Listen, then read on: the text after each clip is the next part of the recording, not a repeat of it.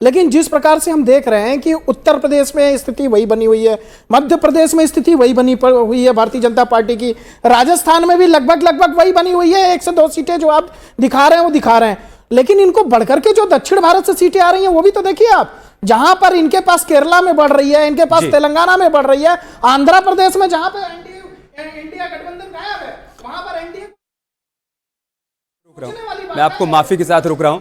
मेरठ से बीजेपी के सांसद राजेंद्र अग्रवाल जी हमारे साथ जुड़ चुके हैं।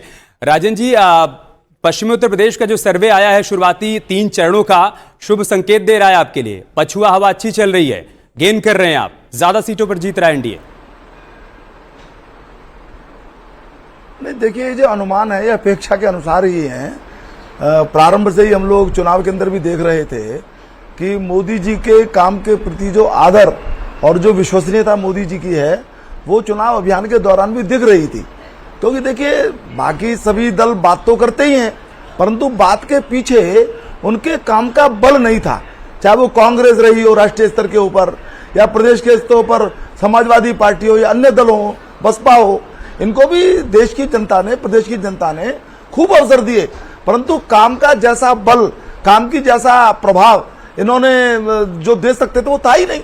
वो था मोदी जी के साथ, वो था योगी जी के साथ। पिछले 10 साल में और पिछले 7 साल के अंदर जो काम केंद्र की सरकार और प्रदेश की सरकारों ने मोदी जी और योगी जी के नेतृत्व में किया है, उसके कारण से जो एक विश्वसनीयता है वो जनता को आकर्षित करती थी, और जनता खुले मन से आशीर्वाद देने का जो संकल्प है वो प्रकट कर रही। तो बड़ा साफ था।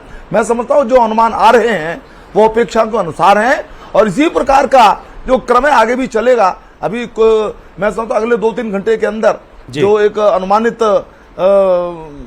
सीटें हैं उनकी संख्या आ जाएगी, और निश्चित रूप से भारतीय जनता पार्टी एनडीए की सरकार मोदी जी के नेतृत्व में तीसरी बार प्रचंड बहुमत के साथ बनेगी। राजेंद्र जी, आपने मेरठ सीट से जीत की हैट्रिक लगाई थी। आप 2009 में जीते, 2014 में जीते, 2019 में भी जीते, 2024 में आपकी जगह पर अरुण गोविल जी को चुनावी मैदान में उतारा गया।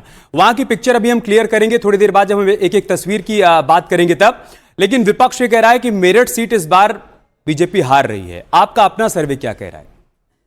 नहीं, मेरा अपना पक्का ये अनुमान है, और ये अनुमान हवाई नहीं है, क्योंकि मैं खुद भी क्षेत्र के अंदर निरंतर संपर्क में रहा हूं, और जैसा आपने बताया अभी 3 बार का मुझको भी अनुभव सांसद रहने का है, तो कार्यकर्ताओं से भी जुड़ा हुआ हूं, मैं जनता से भी जुड़ा हुआ हूं।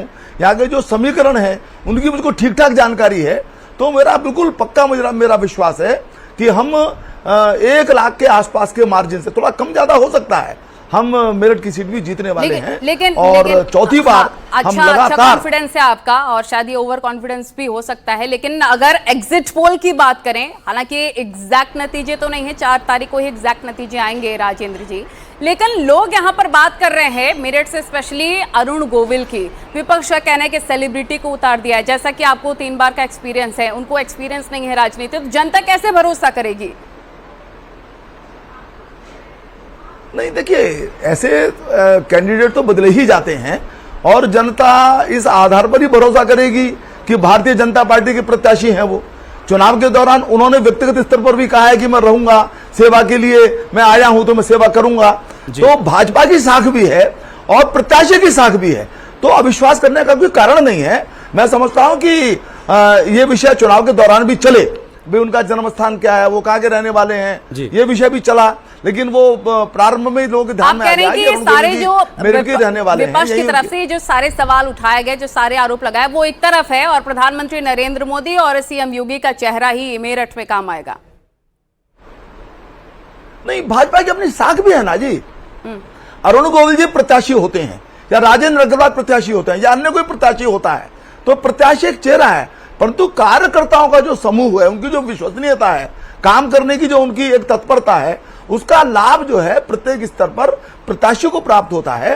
और इसीलिए वो जो गारंटी है, मोदी जी की गारंटी, योगी जी की गारंटी, और पार्टी के कार्यकर्ताओं का भी जो एक विश्वास है, विश्वसनीयता है, उसका लाभ मिलता है तो मैं नहीं समझता कि कोई कठिनाई आएगी। और चुनाव के दौरान ये विषय विपक्षी दलों ने उठाए जरूर थे, परंतु इनको लोगों ने स्वीकार नहीं किया और उसी कारण से हम लोग, जैसा मैंने कहा, एक बड़ी जीत, बड़े मार्जिन के साथ मेरठ की सीट भी जीतने वाले हैं। ठीक है, बहुत बहुत शुक्रिया राजेंद्र अग्रवाल जी आपका हमसे बातचीत करने के लिए, अपना अनुमान बताने के लिए और ये बताने के लिए कि मेरठ सीट पर एक बार फिर से कमल खिलने जा रहा है। रतबान जी, मैं आपके पास आ रहा हूं।